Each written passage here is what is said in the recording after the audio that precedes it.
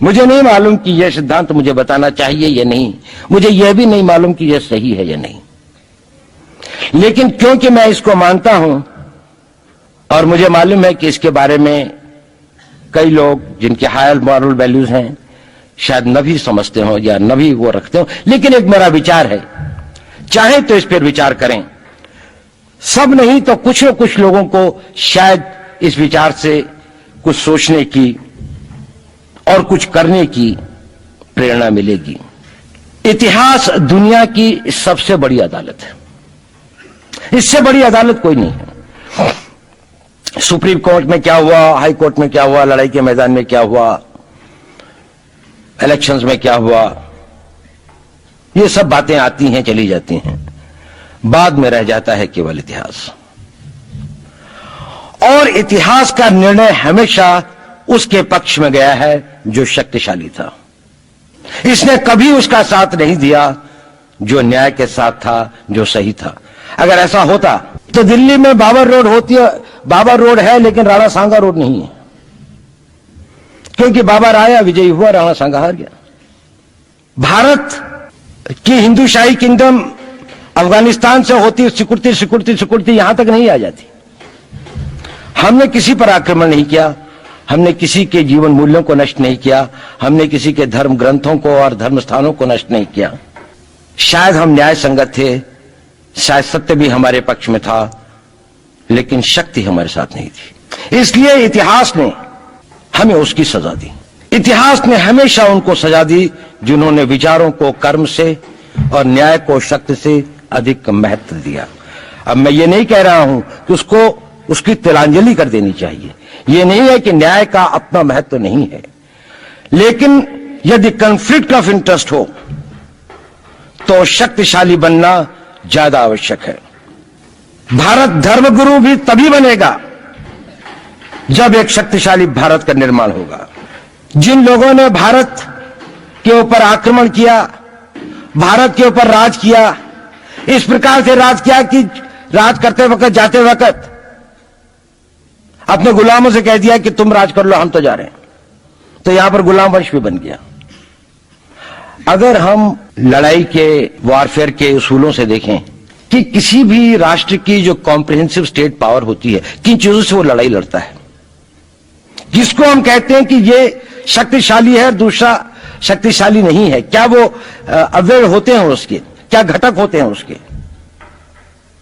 तो भारत के पास जनशक्ति, धन शक्ति, ज्ञान की शक्ति, टेक्नोलॉजी की शक्ति, और जिन लोगों ने आक्रमण किया उनकी शक्ति को अगर हम ये देखें तो शायद 1 और 1000 का अनुपात भी नहीं होता। लेकिन उसके बाद भी हम वो नहीं कर पाए। और ये प्रश्न भी किसी ने पूछा, उस पर मैं आऊंगा बाद में। निवेदिता जी ने उसका बहुत अधिक उत्तर दिया, बहुत अच्छा उत्तर दिया था कि क्या कारण है, किसके कारण भी हम लोग इस लड़ाई में इतिहास ने हमारा साथ या हमारे पक्ष में न्याय नहीं दिया।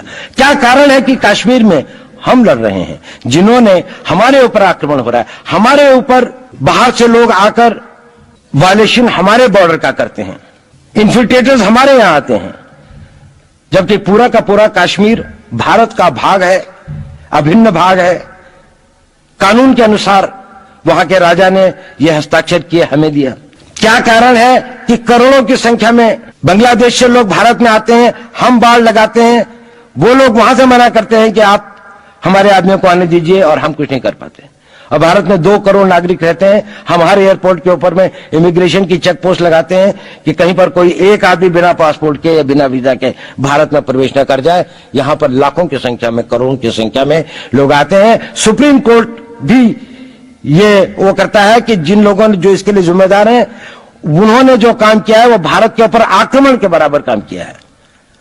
और वही सरकार उस सुप्रीम कोर्ट के 25 जुलाई 2005 के निर्णय के 3 दिन के अंदर में एक नया अध्यादेश जारी करके उन सारे के सारे कानूनों को फॉरेनर्स एक्ट के अंदर में इनकॉर्पोरेट कर लेती है, क्योंकि जो वो IMDT एक्ट था उसको सुप्रीम कोर्ट ने नल एंड वॉइड कर दिया। ये सब बातें हमें सोचने और समझने की आवश्यकता है। एक कारण, मैं ज्यादा चीजों में नहीं जाना चाहता, इतना समय भी नहीं होगा। भारत विदेशों से इतना नहीं हारा। अंग्रेजों ने भारत के खिलाफ कोई लड़ाई ऐसी नहीं जीती जिसमें कि अंग्रेजों की फौज में भारतीय सिपाही नहीं थे। चाहे वह पहले बंगाल नेटिव आर्मी थी, 1857 के अंदर में सिखों और गुरखास ने उनका साथ दिया। जब सिखों से लड़ाई हो रही थी तो बाकी लोगों ने उनका साथ दिया। हमेशा नेटिव आर्मी उनके साथ थी। जब जब आक्रमण वेस्ट से हुआ, चाहे वो पार्थियन थे, चाहे हून थे, चाहे मंगोल आए, बाद में मुगल आए, तो लश्कर कहां बने? वो तो थोड़े से लोग आए थे। लश्कर बने काबुल में, जिस वक्त वो इस्लामाइज भी नहीं हुआ था, लाहौर में, सरहंद में। हिंदुस्तानियों को हराया है तो हमेशा हिंदुस्तान के लोगों ने साथ नहीं दिया देश का। और दर्द है तो केवल इसी बात का। भारत के इतिहास में अगर दर्द केवल इस बात का नहीं है कि विदेशों ने हमारे साथ क्या किया, उनका तो हम मुकाबला कर लेते। दुख इस बात का था कि हमारे सभी लोगों ने साथ नहीं निभाया और साथ नहीं दिया। और इसकी फीलिंग आज भी मुझे इस देश में होती है। और भारत को आंतरिक या बाह्य शक्तियों से जो सबसे बड़ा खतरा है, वो खतरा इस बात का है कि हमारे अपने लोग ही कहीं राष्ट्र की सुरक्षा, राष्ट्र की अस्मिता, राष्ट्र के गौरव का सौदा न कर बैठे, अपने आज के सुख के लिए अपने भविष्य को अंधकारमय न कर दें। और इसके लिए जो जागरूकता चाहिए, इसके लिए जो ताकत पैदा करनी है, वो ताकत केवल समाज के अंदर भी पैदा की जा सकती है। उसको केवल आप लोग कर सकते हैं। वो केवल आज की युवा शक्ति ही कर सकती है।